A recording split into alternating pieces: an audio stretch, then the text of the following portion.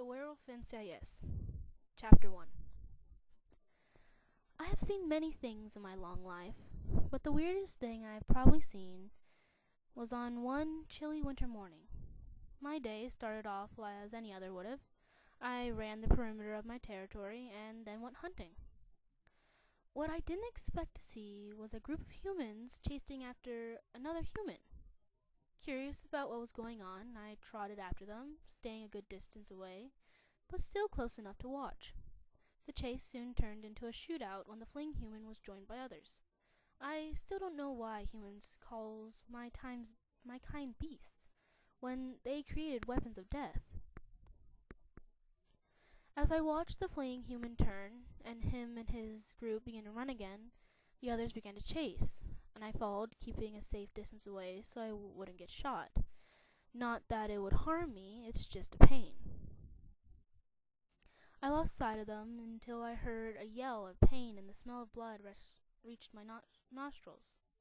I trotted toward the scent and saw one of the chasing humans lying on the ground, bleeding out.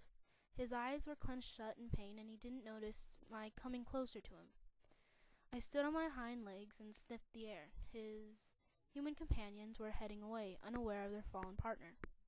Sighing, I knew I couldn't let him die, so I scooped him up and ran back towards my den. He was slipping in and out of unconsciousness by the time I got there. I laid him down on my fur bed and tore his shirt and jacket off. He yelled, eyes flying open, and when I applied pressure to the wound. "Lie still, human, or you'll bleed out," I hissed. He nodded, lying his head back down. I reached over to the cupboard where I kept my metal equipment in case I ever got shot by a hunter. I snarled, noticing I would have to release the pressure of the wound in order to get what I needed. "Human, I need you to keep holding the pressure while I get what I need to help you," I said. He kept his eyes clenched shut as he reached down and pressed down on the cloth that I had placed over the wound. Quickly getting up and grabbing my gear, I rummaged through it until I found my disinfectant, needle, thread, and tweezers. I grabbed more cloth and heated up some water. After sterilizing the equipment, I used the water to wash out the wound. He screamed as I did so, but kept still. I removed the bullet and disinfected the wound, and finally stitched the wound closed. "It may not be professional, but at least it will hold," I muttered as the human finally passed out. I let him sleep, watching closely to make sure he was okay, and nothing changed. I have to be the weirdest werewolf out there, helping a human. What was I thinking? His kind killed thousands of us. Oh well, I'm not going to kill him now, I thought, looking at the sleeping human. I had removed the bloody furs from under him and replaced them. Watching him stir, I knew he'd be awake soon and probably would want to leave. I went over to my stove and heated up some tea, which I normally drank when I got injured. He woke right after the tea was finished brewing. "Ah, so the little human finally awakens. I thought I'd killed you for a moment," I chuckled as he struggled to sit up.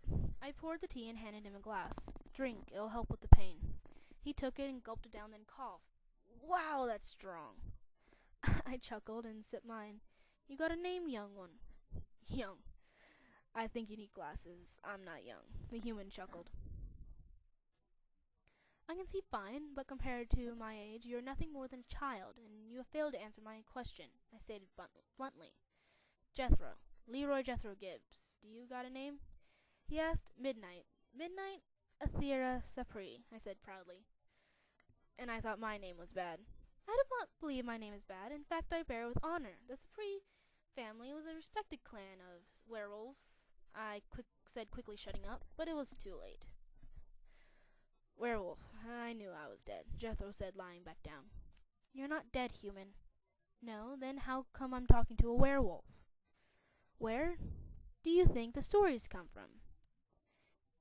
"Don't think that every myth and legend is false. Many of the things you don't believe are real, I being one of them," I said, standing and moving to pour myself more tea. "Do you want any more?"